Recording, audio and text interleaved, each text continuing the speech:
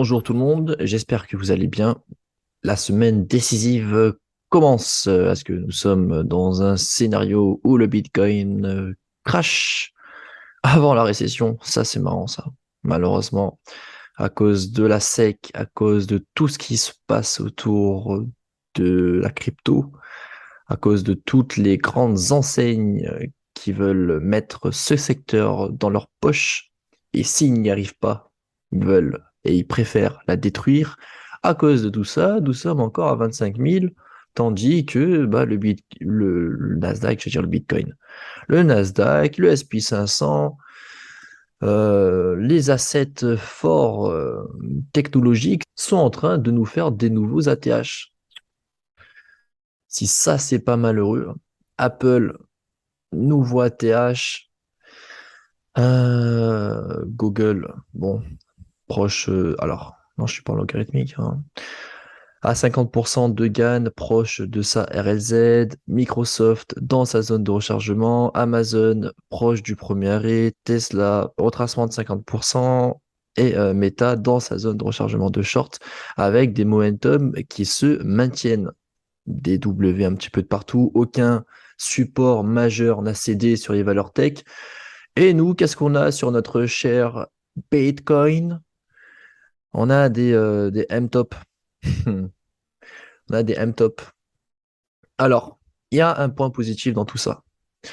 C'est que déjà, si la tendance est vraiment boule, les M sur les momentum sont signes de consolidation. Ça, déjà, c'est la première chose. La deuxième chose, c'est que malgré tout ce qui se passe autour de Binance US, par exemple, on n'a pas cédé le support des 25 000. Donc, rappelez-vous la vidéo d'il y a, je ne sais pas combien de semaines, tant qu'on maintient les niveaux des 25 000, alors hop, voilà, tant qu'on maintient notre niveau de 25 000, il y a encore une chance de reprise du BTC et donc voir un petit peu un rallye comme on a connu en septembre 2021. En l'état, je vous mens pas, nous sommes dans un scénario plutôt juin 2019. Je vous en ai également parlé de ça. William R, année de retracement, dès qu'on atteint le sommet, il faut se casser. Donc maintenant, est-ce qu'on peut avoir un mini rallye avant l'halving? Ouais, pourquoi pas. Pourquoi pas, pourquoi pas. Ce qu'il faudra regarder, la chose extrêmement importante, d'où la semaine décisive, est-ce que nous sommes dans ce scénario ou est-ce que nous sommes dans ce scénario? Ce qui va décider de ça, c'est avant tout le dollar et donc en amont la décision de la Fed avec l'augmentation ou non des taux. Cet après-midi, on a une news extrêmement importante qui influence ces résultats. Cette news importante, c'est simplement l'inflation aux US. On s'attendait à avoir une inflation de 4,1. On a une inflation de 4. Donc ça, c'est très bien. Ça, c'est très bien. Donc il y a quelques semaines, donc, sur ma vidéo précédente, on avait 70-80% de chances, d'après les probabilités de ce calcul, d'avoir une augmentation de 0,25, ce qui nous amènerait avec des taux directeurs de 5,50. Aujourd'hui, donc pour demain, on n'a que 2,4% de chance d'augmentation des taux. Donc, qu'est-ce qui s'est passé depuis? Bah, simplement l'inflation qui cesse, qui continue de chuter. Et donc, cet après-midi, on était à peu près à 70% de chance de stagner demain. Donc, on price. Donc, demain, à tout moment, on augmente de 0,25. Mais à l'instant T, ce qui est pricé, c'est un renforcement de l'idée à ce qu'on continue de stagner sur 5 à 5,25. Avec une probabilité à l'instant T, ça évolue souvent, une augmentation pour juillet, voire même pour septembre. Vous voyez ici 63%, 63% avant de commencer à pivoter. Donc, ce qui pourrait aider le Bitcoin avec tout ce qui s'est passé autour de la Fed, le voir se maintenir, si demain on n'augmente pas les taux, ça pourrait peut-être bien se passer, peut-être bien se passer. Par contre, si demain on augmente les taux, là le support on l'oublie, le support des 25K autour du Bitcoin, on met une croix dessus. La chose intéressante, c'est que déjà bon, l'inflation, elle continue de chuter. Ça c'est ça c'est une très bonne chose. On continue de faire de nouveaux plus bas. Avoir surtout l'inflation sous-jacente. donc qui pour l'instant ne cède pas. Elle a l'air plutôt de stagner. On va voir ou non si c'est un problème pour la Fed. On aura la réponse demain. Mais surtout, demain, autre information, c'est le meeting. Donc les projections économiques. Les projections économiques, donc il y a la Fed presse juste après, de Jérôme Powell avec des objectifs qui sont revus ou non. Donc, je ferai un point là-dessus s'il y a des gros mouvements, notamment, enfin des gros changements, notamment par rapport à l'inflation pour 2024, 2025, aux alentours de 2%. Donc, ça peut être revu à la hausse, ça peut être revu à la baisse. On parle aussi de chiffres, etc. Dans ma précédente vidéo, je vous ai pas mal parlé de récession avec le fameux taux de chômage qui pour l'instant fait un petit W. Donc j'aimerais revenir là-dessus pour être un chouïa plus précis tout de même. Je vous ai parlé d'une petite augmentation. À partir de là, même si elle est minime, il faut commencer à s'en inquiéter. Donc je reviens là-dessus. J'ai trouvé ça qui semble pertinent. Donc pareil, ils ont leur propre data. Ce qu'on peut voir, c'est que d'après ce schéma, tant que nous sommes sous les 0,50, donc sur les 12 mois précédents, là nous sommes à 0,3. Donc tant que nous ne dépasserons pas les 0,5, nous ne sommes pas en récession. Et ce schéma, je vais le garder à l'œil. Je vois qu'il est actualisé. Nous sommes combien le 13? Il peut être actualisé toutes les 2 semaines. Je vais être attentif sur ça. Donc dès que nous sommes à 0,5, je vais malheureusement exit certaines positions au cas où, au cas où, au cas où. Euh, Si uniquement, alors je dis malheureusement parce que on le voit, c'est uniquement les valeurs boursières, notamment les indices américains qui profitent de ce retracement. On peut le voir, hein. Sur les valeurs du Nasdaq, par exemple, on voit tout de suite, hein, que les big caps font clairement le Nasdaq. C'est pas le Nasdaq 100, c'est c'est le Nasdaq 7. On peut voir des. Bah, bon, j'ai déjà vu ça en début de vidéo. Si je regarde la pondération du Nasdaq, on le voit, hein. Microsoft, Apple, Amazon, Nvidia, Tesla. Nvidia d'ailleurs que je n'ai pas dans la charte, on l'a vu faire un nouveau sommet. Toutes ces valeurs tech ont très bien entamé cette année comparé au marché des cryptos. Et il y a un point intéressant, parce que si je vous dis ça, c'est pas pour rien. On a dans un marché qui est incertain, d'abord les big cap qui va progresser, ensuite on aura les middle cap, puis les low cap, si je référence avec les termes des cryptos. Et on a donc les low cap tout à la fin. Les low cap sur le marché boursier, je le redis, ça correspond grosso modo au Russell 2000. Russell 2000, donc c'est un indice US qui regroupe les 2000 plus petites entreprises américaines du Russell 3000.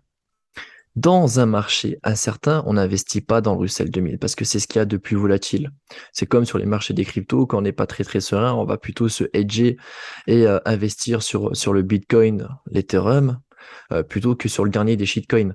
Quand on est en plein bull market et que tout le monde investit de partout, qu'il y a de l'argent qui coule à flot, etc., on peut se permettre d'investir et faire mumuse sur quelques shitcoins avec une gestion de risque, etc., etc.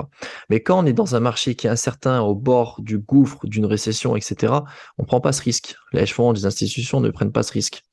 Et ce qui est intéressant de voir, c'est que donc, je m'attends à un ralentissement, voire même à une récession économique, mais on peut voir qu'on n'est pas encore à 0,5. Donc finalement, ma crainte a été peut-être un petit peu précipitée. Je me méfie toujours de ça, donc je vais être très attentif sur cette information. Mais donc peut-être que il nous reste de la marge. Peut-être qu'il nous reste un petit peu de marge. Alors j'ai pas envie d'être ultra optimiste quand je vois ça. Nous sommes dans la zone de rechargement de short. Alors, on n'a pas encore de faiblissement sur le SP 500, sur le momentum. On n'a pas encore de divergence, on n'a pas de cassure de support majeur. Donc on peut encore pousser plus haut. On a encore du gaz, on a de l'énergie. Et quand je vois le Russell 2000 former des W, je me dis que peut-être que les assets à risque ont encore un petit peu de marge et peut-être que la récession n'est pas pour tout de suite. À savoir qu'à chaque fois qu'on pivote, le marché retrace. Donc peut-être qu'on aura une récession pendant ou quand nous allons commencer à pivoter. Je vous ai déjà montré ce graphique. On avait commencé à... donc ici, on avait un premier sommet. Là, on a eu un écrasement des taux. On a eu le crash mois de Covid. Donc peut-être qu'on peut stagner, voire monter pendant que ça stagne. Donc comme le scénario que je vous avais fait part pour 2019. C'est un petit peu petit, désolé. Et donc, bah, finalement, si demain on n'augmente pas les taux, peut-être que, et c'est là le point intéressant, c'est que le Bitcoin pourrait potentiellement rattraper son retard vis-à-vis du Russell 2000. Pourquoi est-ce que je vous dis ça? C'est qu'ils sont étroitement liés. Donc, le marché crypto, c'est comme si c'était le marché à risque. Ce sont des risk-on. On peut voir que le sommet de marché sur le Russell 2000 et les bottoms Russell 2000 et sur le Bitcoin se font quasiment tout le temps en même temps. Donc ici, on peut voir, je vous ai entouré à chaque fois les M-top et, euh, et, euh, et les double bottom. Ici, on avait un premier W. On a attendu sur le Bitcoin 2 mois après, avant d'avoir le rallye. Et quand on a eu le rallye, étant donné que c'est des marchés qui sont beaucoup moins liquides que sur le Russell 2000, par exemple, eh ben, les mouvements, que ce soit à la hausse ou au sud, ils sont bien plus verticaux. Et, et surtout, les sommets se forment bien plus rapidement. Donc ici, on peut le voir, par exemple, euh, on a dû attendre 2 mois de plus avant notre rallye. Là, le rallye, il s'est fait, on avait déjà pris 19%, ici, c'est rien passé. Et par la suite, c'est l'inverse. Par la suite, on a dû attendre quasiment 7-8 mois avant d'avoir le sommet, cette fois-ci, sur le Russell. Le Russell a indiqué qu'on était en train d'exciter le marché. Donc ici, c'est le crash Covid mois de mars. Sur le Bitcoin, ça s'est fait un petit peu après. Donc il y a un petit peu de latence. Le bottom s'est fait simultanément. Donc, on continue de progresser. Le sommet de marché, encore une fois, du côté du Bitcoin, s'est fait avant celui du Russell 2000. Le bottom sur le BTC s'est fait avant, là on s'y fait un petit peu après. Le sommet sur les deux, alors je pense que là ils sont les hedge funds, les institutions, on l'avait vu sur les longtemps sur le COT avec le début de la guerre en Ukraine qui a été annoncé officiellement. Je pense que ça a pris à revers pas mal de personnes et finalement bah ils ont tous appuyé sur le bouton rouge sur tous les marchés en même temps. Bref, ça se fait simultanément. Ici, on a eu le Dead Cat Bounce, donc le rebond du chat mort et non du chat noir. Vous m'avez bien repris sur la précédente vidéo. Ici, le bottom s'est effectué en même temps. Ici, le sommet de marché s'est effectué en même temps. Donc ici, à la différence, là on les voit, hein, c'est subtil, mais c'est intéressant de les noter. Ici, on a maintenu le bottom. Donc ici, le crash Covid, enfin, le crash FTX, si FTX n'était pas là, ça n'aurait pas lieu d'être. Donc c'est intéressant de voir ça parce que sur les anciennes charts, alors je vais essayer de retrouver ça. On avait une target aux alentours des 20 000. Donc avoir des niveaux qui se font écraser puis une réintégration, ce n'est pas un problème. Mais finalement, ça montre à quel point certains outils restent extrêmement efficaces. Alors, est-ce qu'il y a quelque chose d'intéressant ici? Non. Donc, le retracement entre, donc, bon, pour pas me tromper, entre 1,618 et 2,618, bottom 20 900, crash Covid FTX, on l'a enfoncé. Donc, on peut voir, hein, ça, c'était des targets que j'avais mis en avant il y a peut-être 1 an et demi. Il y a peut-être 1 an et demi. Ça date un petit peu, mais c'est toujours intéressant de connaissance de revenir là-dessus. Passons. Donc l'affaire FTX, sûrement, si ça n'avait pas eu lieu, ben, peut-être que tout comme le Russell 2000, on aurait maintenu ces niveaux. Ensuite, bottom Russell 2000, sommet de marché Russell 2000 un petit peu en avance. Le Bitcoin ensuite, il a suivi. Et là, qu'est-ce qui se passe? On a un Bitcoin qui fait strictement rien. Strictement rien. On a d'une part, on le voit ici sur le William R, on commence à à sortir de la zone d'enfoncement. Donc c'est pas ce qu'on aimerait voir. Parce que, bon, je vais pas revenir en arrière, on peut très bien avoir une réintégration. Mais pour ça, il faut que l'inflation continue de chuter. On l'a vu sur la dernière news d'aujourd'hui que c'était le cas. Donc c'est une bonne chose. Maintenant, demain, très important, il faut pas qu'on augmente les taux. Peut-être qu'il y a une chance que le BTC puisse rattraper la performance du Russell 2000. Maintenant, si on prend du recul, on est juste dans un range. Alors moi, ce que j'aimerais voir pour réconforter cette idée, ça serait de voir déjà un Russell 2000 exploser tous ces niveaux. Exploser tous ces niveaux et voir un Russell 2000 rattraper le Nasdaq.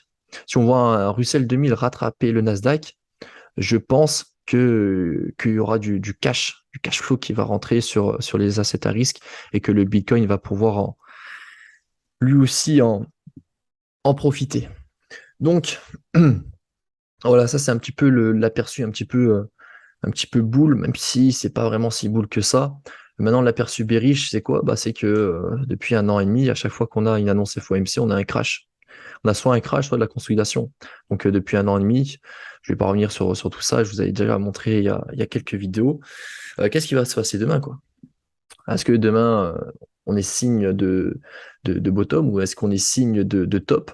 C'est pour ça que cette semaine, elle est extrêmement importante parce elle est décisive sur ce maintien de support euh, ou, euh, ou sur une reprise de tendance haussière. Et donc avec ces deux scénarios qu'on a vus en début de vidéo. Alors, je vais revenir sur le momentum. Donc sur le Bitcoin, cette semaine est d'autant plus décisive que d'un point de vue technique, nous avons des niveaux qui sont très importants à maintenir. Donc ici, bon, la divergence baissière, c'est validé. J'aurais préféré qu'elle soit poussée encore bien plus long, bien plus profondément dans la RLZ ou au moins le premier arrêt, voire même le retracement de Gann. Il n'en est rien, on est sur les 0,236 au milieu de nulle part. Donc ça déjà, c'est un point que je retiens. C'est un niveau où généralement le marché ne s'arrête pas, si ce n'est pour faire pour écraser en fait, si ce n'est pour écraser ces niveaux. Alors les niveaux intéressants, c'est qu'ici nous sommes à deux doigts de casser le support majeur qui se trouve qui est puisé sur les 50 du RSI. Si demain les taux n'augmentent pas et que Jérôme Powell rassure un petit peu les marchés, il se pourrait il se pourrait que ce niveau se maintienne. Si ce niveau se maintient, on peut sauver cette fois-ci en monthly une réintégration des niveaux des 50. Ça, c'est pas bon signe du tout. Nous n'avons pas cassé alors on a cassé un petit résistance majeure, mais c'est vraiment celui-ci qu'il faudrait voir céder avant, avant une véritable sortie haussière. Si on sauve ce niveau, on pourrait avoir une réintégration ici. Et là, ça va commencer à devenir très intéressant. Donc, on est vraiment sur une semaine décisive avec une clôture de fin de semaine décisive également. Parce que demain, ça peut être une journée très volatile. Pour l'instant, on maintient des niveaux. On peut jongler. Donc, c'est surtout la consolidation après un short ou long squeeze où il faudra être attentif. Quelle sera la direction après ces consolidations, après avoir liquidé un petit peu dans les deux sens. Autre point intéressant, c'est qu'on a commencé, donc bon, j'ai pas fait de vidéo juste pour ça. Ici, sur le dollar, on a commencé à casser donc un support majeur. Et, euh, et par la suite, donc, on a commencé à former des M-top. Donc moi, juste de mon côté, j'ai tracé ma petite zone de rechargement, on a rebondi dessus. Maintenant, ce qu'on voudrait voir, ça serait une cassure du support majeur. Si on casse ça, ça va être intéressant sur le BTC qui, lui, en amont, a cassé une résistance majeure. Donc, résistance majeure cassée, j'ai tracé l'inverse du dollar. Une petite zone de rechargement. Si on prend un petit peu plus de recul en weekly, donc en weekly, le dollar n'a pas cédé le premier arrêt avec sa résistance majeure. Donc ça, c'est une très bonne chose. Maintenant, je me méfie euh, toujours du momentum. Si on veut casser un support majeur, il se trouve très très bas. Donc, voir un dollar ranger, le SP 500 toujours boule, le pétrole qui n'est pas beau, mais bon, pour l'instant, il se maintient. Le Nasdaq commence à être suracheté, mais toujours pas de signe de faiblissement. Et en weekly, sur le Bitcoin, il y a une bougie qui me plaît pas trop ici, cette clôture-là. Mais en état, voilà, comme je vous l'ai dit tout à l'heure, on n'a pas cassé le support majeur, donc on peut avoir très bien une réintégration avec la reprise. Je vais juste me concentrer un petit peu sur l'euro-dollar. Mais avant ça, on va faire un petit tour du côté du COT. Donc le COT, on a perdu un gros intérêt instit. Donc on le voit, hein. Ici, c'était intéressant. Alors tous ces M, j'avais mis en vert ces deux zones. Ici, attention. Et là, ça y est, on retrouve des niveaux négatifs sur le Bitcoin. Donc du côté des instits, ce n'est pas la folie. Du côté de l'Ethereum, ce n'est pas la folie non plus. Et du côté du dollar, ce n'est pas la folie non plus. Donc c'est un petit peu mou. Ils sont présents sur l'or. Je vais être un petit peu plus précis sur l'euro-dollar. Donc on va jeter un petit coup d'œil. Asset Manager. Donc j'ai attendu ces mises à jour avant de vous faire cette vidéo. On peut voir qu'on recule très légèrement du côté des longues. On peut voir les positions. On est passé 490 000 à 487 000. On a perdu 3 000. Donc, grosso modo, il ne s'est pas passé grand-chose. On a pris un petit peu de short. Donc, ça se hedge légèrement. Mais quand on regarde la charte de l'euro-dollar, on peut se dire que c'est compréhensible. Et ne pas voir des contrats du côté des asset managers s'écrouler du côté des longues, je trouve ça assez rassurant. Maintenant, attention, vous voyez ici le support majeur a cédé. Quoi qu'il en soit, les hedge funds et les institutions ne vendent pas quand ça chute. Donc leur target de vente, si on doit avoir un sommet, un top ou un range de l'euro-dollar, elle se fera dans cette zone. Donc à l'instant T, et n'oubliez pas qu'on a une corrélation inversée entre l'euro et le dollar. Donc si on a un sommet de marché sur l'euro, on aura un bottom de marché sur le dollar. Et on a une corrélation inversée entre le dollar et le Bitcoin. Donc, si le dollar lui fait un bottom, on aura un sommet de marché sur le Bitcoin. Et le sommet de marché sur le Bitcoin, bah, il n'est pas très haut. Il n'est pas très haut. D'ailleurs, attention avec le total, etc. Bon, bref, leverage, on n'a pas plus d'informations. Donc, on a coupé un petit peu de short. Donc, la position longue, elle se maintient, mais on a coupé des shorts. Donc, on a pris profit. On a pris profit sur ce move. Et là, on a un petit rebond et on est en train de couper les gains, ce qui permet aussi au marché de rebondir un petit peu plus fortement. Un short coupé, c'est un achat forcé au marché. Donc, ça permet de pousser davantage le prix. C'est une très bonne chose. Ça, c'est une bonne chose. Alors, j'ai déjà vu ça en off de mon côté, du côté des cryptos. Il n'y a pas grand-chose à dire. Vous allez voir ça. Alors, il n'y a pas grand-chose à dire. Bullish. Donc, ça s'est mis à jour. On a l'exposition short a augmenté de 2000. Mais ce qui va nous intéresser également, c'est ici. Bon, là, non. Ici, c'est flat. Donc, côté hedge funds et côté institutions, ils sont en train de shorter le Bitcoin, hein. Ils sont en train de shorter le Bitcoin. William R, qui a fini son retracement, hein, comme en année 2019. Ouais, c'est pas très très très boule. C'est pas très très très boule. Et je vais voir d'ailleurs par curiosité l'SP 500. Donc hop, je suis bien sur 2 ans. Ah, ouais, j'avais pas vu ça. J'avais pas vu ça, j'avais pas vu. On commence déjà à shorter, hein. Alors, est-ce que c'est du hedge? Ça paraît un petit peu gros quand même comme position par rapport à ce qu'on a en longue. Et par contre, du côté de Asset Manager, c'est complètement l'inverse. On a même augmenté. Donc, on va regarder rapidement. Donc, on n'a pas plus d'informations, hein. Vraiment 50-50 là-dessus. L'information est fiable quand l'entièreté des datas vont dans le même sens, ou du moins le plus gros, quoi. Quand une information dit short, une information dit longue, et qu'on ne sait pas véritablement qui se hedge, c'est compliqué.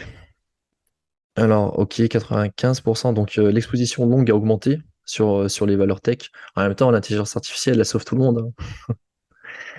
Et l'exposition short, elle, par contre, a diminué.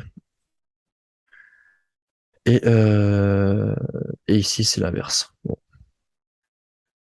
C'est vraiment du côté des crypto-monnaies où, pour l'instant, c'est unanime. Ils sont tous short. Tous short. Ok, ok. Donc, voilà, le point intéressant, euh, ça serait de suivre le Russell 2000. Regardez un petit peu s'il est capable de casser au nord de son range. Et par contre, si on commence à avoir des M-top ici, avec un affaiblissement dans la zone de rechargement de short autour du Bitcoin, là, il faudra, je pense, se casser. Si, en plus de ça, en amont, on commence à rentrer sur des niveaux critiques autour du taux de chômage. Donc, gardez bien ces informations à l'œil. Et alors, j'en ai fini avec cette vidéo. À très bientôt pour une nouvelle vidéo. J'en sortirai une dès qu'il y a du changement. Vous avez compris, hein, quand on a un Bitcoin qui ne fait rien, avec la target des 25 000 vues il y a déjà plusieurs mois en avance, et qui depuis ne s'est strictement rien passé, bah, ça sert à rien de revenir là-dessus tous les 2 jours.